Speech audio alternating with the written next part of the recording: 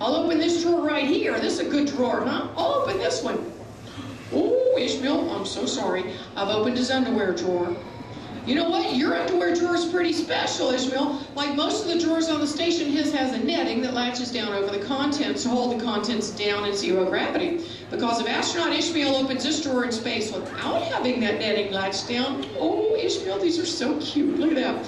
His favorite pair of choo-choo train underwear goes floating right down the module. And then, Ishmael, you have to go float after these and catch them, don't you? And that's time-consuming.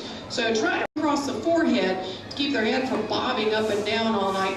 Now, I want to ask the young lady in pink on the back row, what do you think about sleeping in this position? Does it seem like that would be uncomfortable?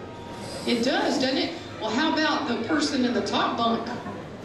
Ooh, now this is where things get pretty weird. Remember, in space, you're not under the influence of gravity, and that means that there is no such thing as upside down, so your orientation doesn't matter at all. No matter which position you're in, it feels exactly the same, and that is such a bizarre concept. But you're right, these are very miserable here, but in space, they're very comfortable, and the astronauts sleep very well. It's known to minimize bone loss. NASA's developed several different types of exercise equipment to help counter the negative effects of weightlessness, and all the equipment is geared toward cardiovascular conditioning and maintaining muscle tone. Because remember, in space, your bones do lose calcium, and an effective exercise regimen is really one of the only ways that we have to try to prevent this. This regimen is also providing us with valuable information on dealing with conditions like osteoporosis. They work out for over 2 hours every single day on the station, and they work out hard. Now that sounds like a lot of exercise, doesn't it? But it's actually the bare minimum amount for them just to try to maintain the condition they were in when they got there. Now this is a very strange looking unit right here. What in the world is this thing? Anybody know what this is? Talk pretty loud, I have trouble hearing up here soon. Anybody know what this is? Toilet. Who said that? You think it's a toilet? Like the space potty? Really? All right, she thinks it's a space potty. How many of you agree with her that this could be the space potty? I got a couple of toilet takers here. Now, you shook your head no. You don't think it's a space potty. What do you think it is? A sink, she says. Good guess. How many of you think it's a sink? Looks like you sink alone. All right, any other ideas? So we got the space potty and a sink. Well, one of these is not like the other, that's for sure. Let's see what this actually is. Ooh, I'm not going to ask you when the last time you washed your hands was, but you're pretty smart. How'd you know that? You can just recognize a good toilet when you see one, huh?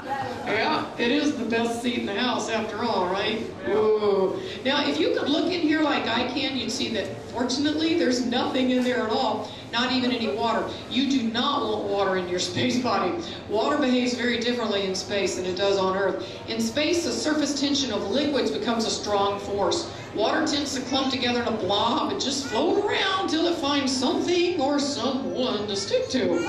Well, needless to say, you do not want your toilet water doing that. So instead of water, they use air circulation. I'm going to tell you how that works in just a minute. So to use this thing in space, you would float over those foot restraints and put 1 foot in each. And then remember, you better hold on to something because there's no gravity to hold you down. So while you're holding onto the seat with one hand, you take the other hand and take these cushion brace units that are on springs. And you're going to place those across each of your thighs, and that'll hold you on target, so to speak. Then you press one of the buttons in the back to start the negative airflow, which of course is suction. And that suction is all going on in the stainless steel canister below you. It does get a little breezy down there. In this front compartment, there's a hose with a funnel attached to it. Well, my goodness, I wonder what that could be for. Let me see, I have a young man back here in a black t-shirt. Yes, sir, that would be you. Would you please tell us what you do with that hose and a funnel in the front of the toilet? This is not rocket science. It's pretty basic, actually. What could you do with a hose and a funnel on the back row again there? Yes, ma'am. What do you do with a hose and a funnel in the front of the toilet?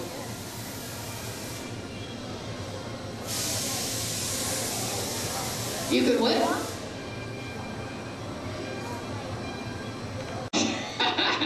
Girls have to go too, you know. Yep, you go pee-pee in here. Now, what's confusing you, and I know a lot of you are very concerned about this, we do have different sizes and shapes of funnel attachments for different sizes, shapes, and types of astronauts. And you're right, this is a male version of the funnel attachment. The female version is shaped a little differently. But the best part is each astronaut gets their own custom-made funnel attachment. Yeah, don't ask me how they make them. Press another button in the back and that starts the negative airflow and draws the urine down the tooth. Wash your hair, get a haircut. Water's a precious commodity on the station, so we do not have a lavatory, shower, or bathtub up there. To wash their hands, you use antibacterial hand wipes, and then to take a bath, you use a full-size wipe, like a Huggies wipe on their body, and this shampoo right here. It's developed by NASA. It's called No Rinse Shampoo. It has a picture of the shuttle on the back of it. It's used a lot in hospitals and nursing homes, and it really is good shampoo. You just squirt it in your hair, massage it around, shower on the station. We did have a unit somewhat similar to this on Skylab, and you can check out a duplicate of that unit in Starship Gallery in the Skylab trainer. But when the astronauts lived on Skylab, they didn't like the shower. They said it took up too much room and too much time, and they'd have been just fine without it. So we have never put one on the International Space Station. These next two units are the crew healthcare facility, and this is where the astronauts go if they have a cut or bruise or sore throat.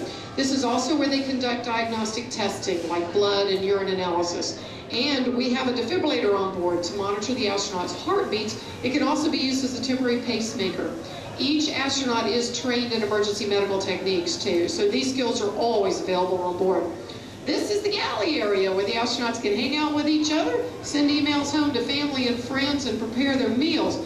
And fixing a meal in space has its own set of challenges. First of all, you have to figure out how to hold on to everything, and they use a lot of Velcro in space. It's on all the food packages, their clothing, it's around the area where they prepare their meals, and they also use magnets for things like holding their eating utensils in place.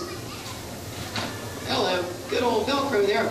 The foods come packaged several different ways. Here's some applesauce that's hermetically sealed in an aluminum pouch. Same kind of packaging as that tuna fish and some of those other ready-to-eat items that we can pick up in the market now that are so convenient. And there's several things that they package that way. They also have some canned goods.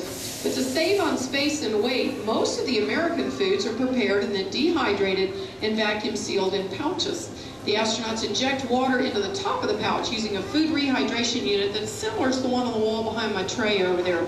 Each pouch has a label on it that tells them how much water and the temperature of water to add.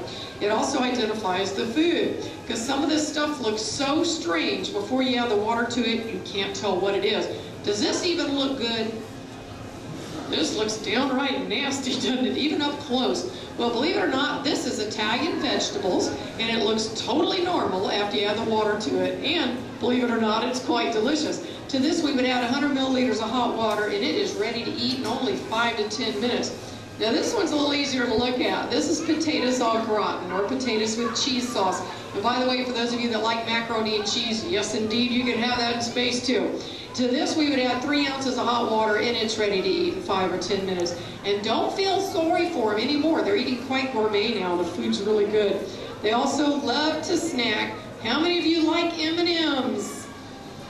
Oh, come on. Are you serious? How many of you like M&Ms? Thank you. I wish I didn't, but I do. The astronauts love to play with every variety that these things come in, but they also snack on cookies and brownies and nuts and trail mix and goldfish crackers and dried fruits. Anything that doesn't produce too much in the way of crumbs is fair game.